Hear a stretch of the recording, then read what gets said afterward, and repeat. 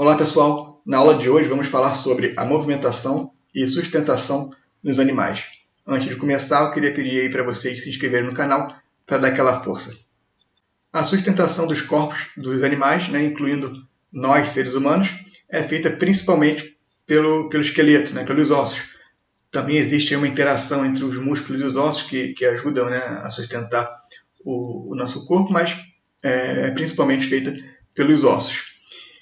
E existem dois tipos de esqueletos, o exoesqueleto, que é um esqueleto externo, que a gente pode ver aqui o caranguejo, os artrópodes possuem exoesqueleto, e o endoesqueleto, que é o esqueleto interno, que a gente pode ver aqui do lado direito, um esqueleto humano. Então, como eu disse, o exoesqueleto é um esqueleto externo, que está presente nos artrópodes, então são crustáceos, aracnídeos, insetos. O exoesqueleto é formado por quitina e ele sustenta o corpo do animal, que está dentro do esqueleto, e protege contra pancadas, contra ataques de predadores. O endoesqueleto é um esqueleto interno, a gente pode ver aqui do lado direito, novamente, uma imagem do esqueleto de um ser humano, então um esqueleto que fica no interior dos nossos corpos. O endoesqueleto pode ser ósseo, cartilaginoso ou formado por placas calcárias. E no caso das esponjas, elas possuem espículas. Aqui embaixo, na imagem da esquerda, a gente está vendo uma imagem bem aproximada das espículas que sustentam os corpos das esponjas. Nos quinidários, então como as medusas, por exemplo, a água ajuda a sustentar o corpo. Os nematóides e anelídeos possuem esqueleto hidrostático. Isso quer dizer que o esqueleto, por exemplo, das minhocas, é formado pelo líquido presente no interior dos corpos das minhocas, que são sujeitos a grande pressão. Os tubarões e raias e as quimeras também possuem esqueleto cartilaginoso. E peixes ósseos, anfíbios, répteis, aves e mamíferos possuem aí o endoesqueleto ósseo, o esqueleto interno. Então, qual a diferença de crescimento entre animais que possuem exoesqueleto, o esqueleto externo, e o endoesqueleto? A gente pode ver que nesse gráfico, a linha azul são todos os outros animais e a linha rosa são os artrópodes. O que acontece é o seguinte, que como os artrópodes possuem esqueleto externo, o exoesqueleto, o animal está dentro do esqueleto. Então chega uma hora que o animal vai crescendo, e aquele esqueleto que é externo não comporta mais aquele organismo. O esqueleto ficou pequeno para ele. Então, o que ele tem que fazer? Ele faz a muda, que ele troca de esqueleto. Aquele esqueleto abre, o animal sai lá de dentro e forma um novo exoesqueleto ao redor daquele animal. E a gente pode ver isso nessa linha, nas linhas, no gráfico. A linha azul representa todos os outros animais, então a gente tem um crescimento constante.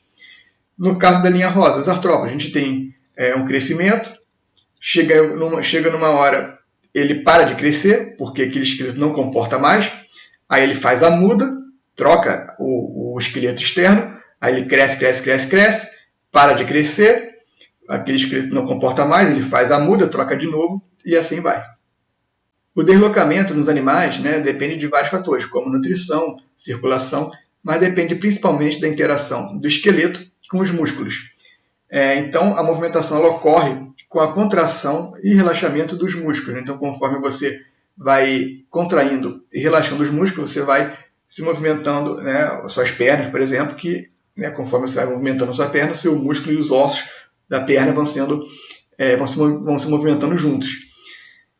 Na água, a vantagem dos animais que vivem na água é que a água ajuda o organismo a flutuar, mas em compensação a água oferece uma maior resistência do que o ar, então é mais difícil você se movimentar na água do que no ar. E para isso é preciso que os organismos tenham um formato hidrodinâmico, que é um formato que ajuda no deslocamento dentro da água, um formato que permita com que o organismo drible um pouco essa maior resistência que a água oferece. O esqueleto humano é formado por 206 ossos e cartilagens, e os adultos possuem cartilagem na extremidade dos ossos longos, no nariz, se você botar a mão no seu nariz na ponta, você vai ver que é cartilagem, e na sua orelha também. Os bebês recém-nascidos possuem mais tecido cartilaginoso do que ósseo, né, mas aí com o tempo, conforme vai crescendo, isso vai sendo alterado, né, até quando chegar adulto ter mais tecido ósseo do que cartilaginoso. E junto com os músculos, o esqueleto humano é responsável pela sustentação das partes moles do corpo, né, pelos seus órgãos. E o esqueleto também serve como proteção e fixação dos músculos. Né? Então, os seus músculos estão fixados no esqueleto, então conforme você movimenta, os músculos e ossos se movimentam ao mesmo tempo. E também serve como proteção. Né? Então, aqui na sua caixa torácica, aqui dentro você tem seus pulmões, seu coração protegido pelos seus ossos, pelas suas costelas, pelo seu externo. Então, o esqueleto humano ele é composto pelo esqueleto axial, formado pela cabeça, caixa torácica e coluna vertebral, né, que está aqui na imagem, é o esqueleto da esquerda, está ali pintado em azulzinho a cabeça, a caixa torácica e a coluna vertebral, e pelo esqueleto apendicular, que é formado pelos membros superiores, inferiores, cintura escapular e cintura pélvica, que é o esqueletinho aqui do lado direito na imagem. O esqueleto axial possui 80 ossos. O crânio é formado pelos ossos que constituem a caixa craniana e pelos ossos da face, sendo que a mandíbula é o único osso móvel. Né? Então você pode ver que na sua cabeça, a sua mandíbula, né, é o único osso que você consegue movimentar, né, para ajudar na alimentação. A caixa torácica é formada por 12 pares de costela, né, que a gente pode até apalpar aqui, e pelo seu externo, bem no meio do seu peito. E a coluna vertebral, que é formada por 33 vértebras, e as vértebras possuem um orifício por onde passa a medula espinal. O esqueleto apendicular ele possui 126 ossos, né, formado pelos membros locomotores superiores, né, que são os braços, pelos inferiores, que são as pernas, e pelas cinturas escapular e pélvica. A cintura escapular ela é formada pela escápula e pela clavícula e liga os membros superiores ao esqueleto axial. A cintura pélvica é formada pelos ossos da bacia e liga os membros inferiores ao esqueleto axial. Os ossos possuem estrutura porosa, são formados pela matriz óssea, que é um tipo de tecido conjuntivo. A matriz óssea é extracelular, então ela fica fora das células.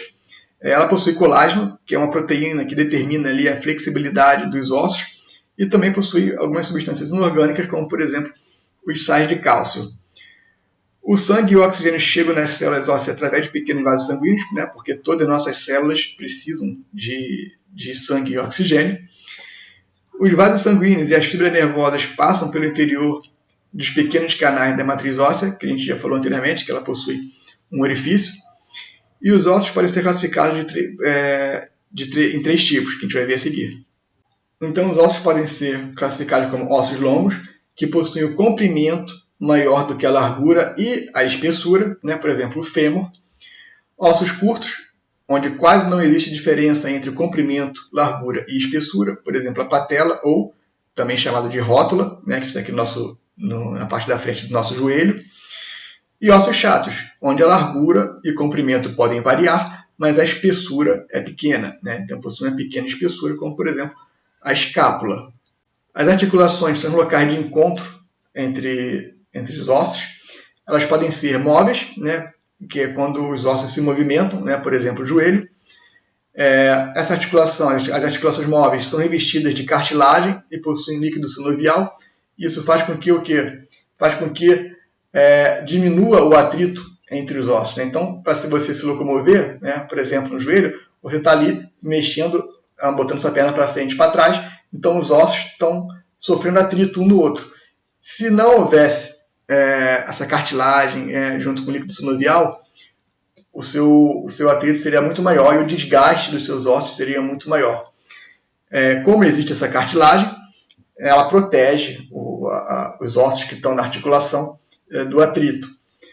E são unidos pelos ligamentos. Então, muitas vezes você vê aí uma pessoa do esporte, jogador de futebol, que correndo rompeu os ligamentos. Então, ele rompeu aquela ligação entre um osso e outro na articulação.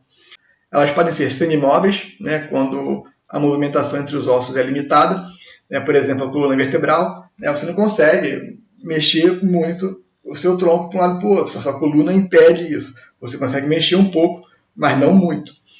E também pode ser classificada como imóveis, que é quando os ossos não se movimentam entre si. Por exemplo, o crânio. O nosso crânio ele possui vários ossos nele, ligados, formando a caixa craniana. Você não consegue movimentar esses ossos. Falando um pouco agora sobre músculos, o ser humano possui mais de 600 músculos e vamos ver agora como eles podem ser divididos. Musculatura estriada esquelética. A maioria é ligada aos ossos por tendões, que é um tipo de tecido conjuntivo, e que fixam os músculos aos ossos. E cada músculo estriado esquelético está ligado a pelo menos 2 ossos. Musculatura não estriada ou musculatura lisa, os músculos lisos, eles envolvem os órgãos do corpo. Por exemplo, o intestino. Esse tipo de músculo a gente não tem poder sobre ele. Eles têm movimentos involuntários, diferentemente do músculo estriado esquelético, que a gente tem poder sobre ele. Então a gente consegue mexer o braço pela nossa vontade. Na musculatura lisa, não. São músculos que a gente não consegue controlar. Por exemplo, nosso intestino. E musculatura estriada cardíaca, que é encontrada somente no coração, e assim como a musculatura lisa, a gente não tem poder sobre ela, a gente não consegue controlá-la. E os músculos são formados por fibras musculares, também chamadas de miócitos, que são responsáveis pelo movimento de contração. Vamos falar agora sobre alguns problemas que podem ocorrer no sistema locomotor. Então, o sistema locomotor é formado ali pela interação dos músculos com os ossos. E esses problemas podem ser causados por dieta desequilibrada, pouca exposição ao sol, falta de exercícios e má postura. Vamos ver agora então alguns exemplos. Vamos começar então os desvios na coluna vertebral. Esses desvios podem ser causados por má postura, Se você senta na mesa durante muitas horas do dia, assim, curvado, se você fica em uma posição que prejudique que a sua coluna vertebral, que ela não fique na forma correta, pode levar a esses desvios. E esses desvios podem ser escoliose, que é a curva lateral na coluna, na primeira imagenzinha que a gente está vendo aqui. A cifose, que é a curva acentuada para trás da coluna, na região dorsal. Então você tem aqui a parte de cima da sua coluna, ela fica curvada para trás, fica meio corcunda. E a lordose, que é a curva acentuada para frente da coluna, na região lombar.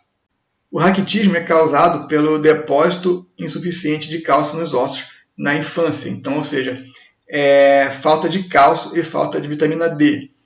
Isso acarreta em ossos frágeis e deformações no esqueleto, que a gente está vendo aqui na imagem a perna arqueada, a perna não está, os ossos da perna não estão na posição correta. Então, por isso, para evitar, a gente deve comer alimentos ricos em provitamina D e tomar banho de sol, para transformar essa provitamina D em vitamina D. E por quê? Porque é através da vitamina D que o cálcio e o fósforo são incorporados aos nossos ossos, certo? Se a gente tiver deficiência em vitamina D, a gente não vai incorporar esse cálcio e fósforo nos ossos e podem causar esses problemas no nosso esqueleto. A osteoporose é a diminuição da massa óssea, que consequentemente leva a ossos menos resistentes. A gente pode ver aqui na imagem do lado esquerdo um osso pouco acometido com a doença e do lado direito um osso muito acometido com a doença. A gente pode ver a diferença que do lado esquerdo a gente tem um osso ali mais completo, mais preenchido, e do lado direito um osso com muitos buracos, muito vazio. Ou seja, diminuiu a densidade, diminuiu a massa óssea. E isso faz com que eles sejam menos resistentes. Geralmente, a osteoporose acomete pessoas idosas e mulheres após a menopausa, ou seja, a menopausa é quando a mulher para de menstruar. Isso por quê? Porque quando ela para de menstruar, há uma diminuição do estrógeno, que é importante para a incorporação de cálcio nos ossos. Então, quando ela para de menstruar, há aquela diminuição da taxa, então há uma diminuição na incorporação de cálcio nos ossos. E o estilo de vida saudável, com uma dieta balanceada, banho de sol frequente, exercício físico, pode evitar a osteoporose.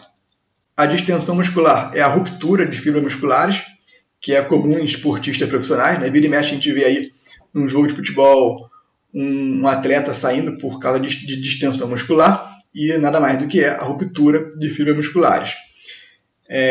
Mas não só atletas se machucam, pessoas também que fazem exercício no dia a dia podem também se sofrer de tensão muscular. Então as causas são esforço muscular intenso, né? Se você é uma pessoa que não está acostumada a fazer exercício, de repente um dia você não vou fazer exercício agora, vou correr, e já começa correndo tudo que você pode causar uma distensão muscular, porque o seu músculo não está acostumado a essa intensidade de exercício. Pode acontecer também, como eu disse, com um atleta profissional, mas se você que não tem um preparo físico suficiente for fazer, tem mais chance disso acontecer. Movimentos incorretos, né? Então você não sabe fazer um movimento certo, né? Quando for fazer um exercício físico. Às vezes está com sobrepeso, está tá um pouquinho com peso acima do que tem que ser, e aí você faz um movimento errado, pode causar distensão muscular, e não aquecer antes de praticar exercício físico também pode causar distensão muscular. Então não aquecer é você fazer um exercício leve, ali, sem muito esforço, para o seu músculo ficar preparado para quando você for fazer realmente o exercício intenso. Então é isso, pessoal. Chegamos ao fim dessa aula. Falamos sobre movimentação e sustentação nos animais, então sobre os ossos, diferentes tipos de ossos, sobre os músculos, alguns problemas que podem ser causados nos músculos, nos ossos, por prática de exercício físico indevido ou por má alimentação, má postura. E ficamos por aqui. Um grande abraço e até a próxima aula.